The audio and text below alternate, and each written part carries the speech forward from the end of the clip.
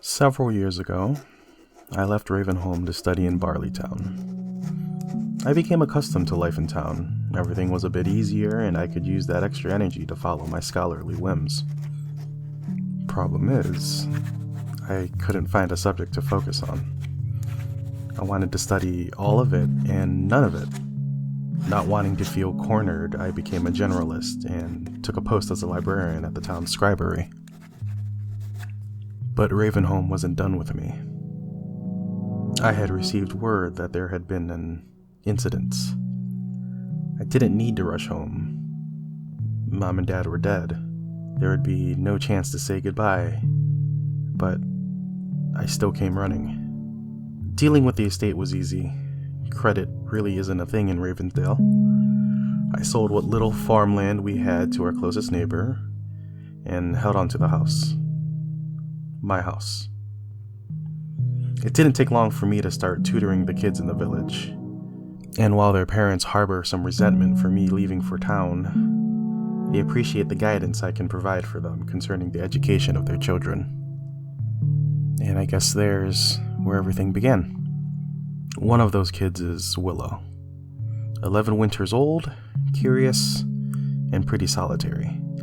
After a busy week of assisting the Tubroots with cooking sap sauce, I headed to the barley fields to find Willow for her lessons. Her scream found me before I can find her.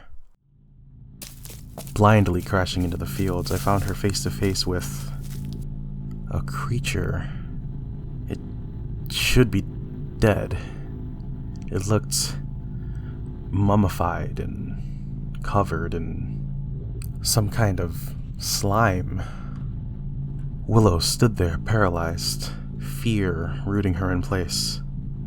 I put myself between the two, knife in hand, and was able to disable this undead soldier. Taking a closer look at this creature, I recognized what it was wearing. It was armor from the Old Kingdom. But more importantly, I needed to help Willow process what she just saw. I needed time to process what I just saw. She seemed to have calmed down by the time we got back to the village and her parents. I'll have to check on her whenever I get the chance. Sharing the news with the village was a whole thing itself. Mr. Macross tried to raise a panic while Madame Eleonora was ready to get her old ass into a new fight. With Willow's help, I managed to get Alderman Beeks to calm the village down so that someone, me, could seek some answers. Tracing the old soldier's trail wasn't too hard. Its ooze left behind a trail of corruption and decay. I'll have to recommend quarantining the areas where the creature had shambled, plus a few extra yards. As kids, we were always told to keep away from the sunken tower. Beneath the eyes of the crows and the ravens, there was always something more there. And if that didn't do it, the foul stench of rotting plants in the pond kept us away at least a stone's throw distance. It was here that I encountered a woman who called herself Nomia Sorrowbalm. She asked me to retrieve an opal from the bottom of the pond to ransom her family. She was beautiful. Too beautiful. Something felt off, disconcerting. I knew she would have answers. I offered a deal. The opal for knowledge. Backpack off, clothes off, knife in hand. I peered into that murky water to assess the situation. The serpent saw me as soon as I saw it. It was as large as a dog. I don't know how I managed to kill it with my small knife. At some point, my luck will run out. It almost did when I dove into the water. Dark and full of dead plants. If it weren't for my knife, I would have drowned. At the bottom, I found an old chest. It was easy to break into after I brought it up. Inside, I found the opal, a vial of blue liquid, and a really nice sword untouched by time. I gave Sourbalm the opal, and she told me about the Old Kingdom.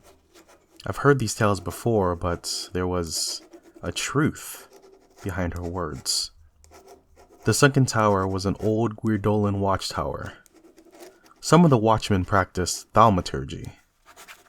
The walking corpse was probably one of these. They used the blue liquid to enhance themselves, and crafted blades that could withstand corruption. I looked back after leaving the tower, and Sarabalm was gone, and the memory of all the old tales came flooding back.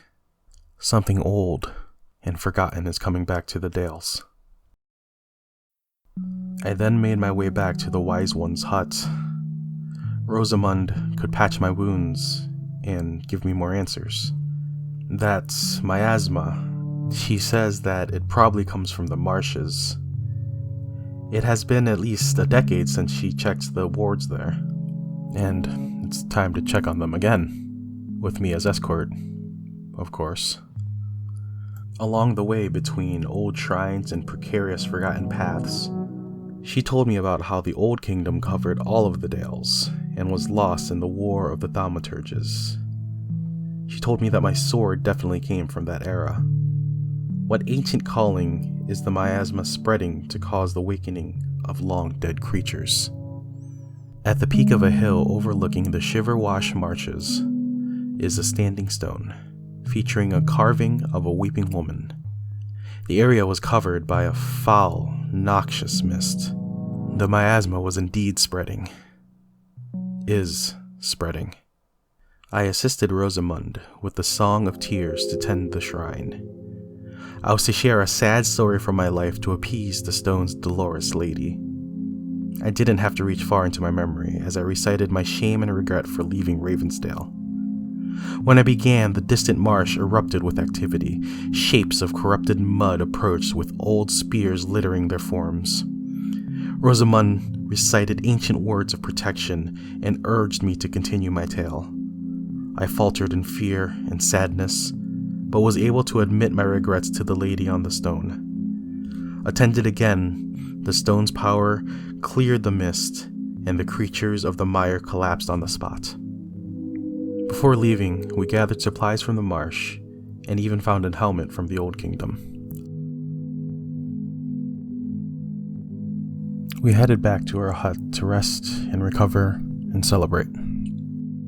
Celebration for a job well done came to a halt as we came under attack. First by fire and then by poison dart. I only got a glimpse at the would-be assassin. Rosamund had been hurt. Luckily, we were able to put the fire out before it got too bad, and I was able to use the herbs and tinctures in her home, along with her guidance, to help her recover. Who was the assassin?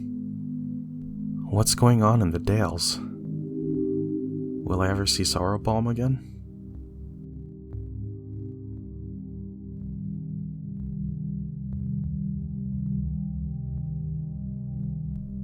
Oh hey, you made it this far.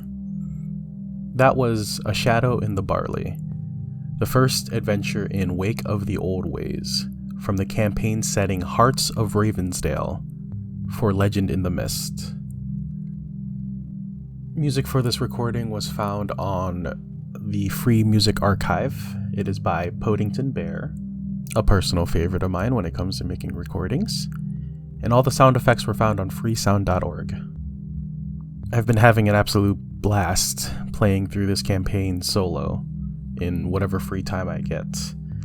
I figured it would be pretty neat to record my adventure like a journal, and it's been strangely therapeutic, both the writing and the recording. So thanks a lot if you've made it this far, and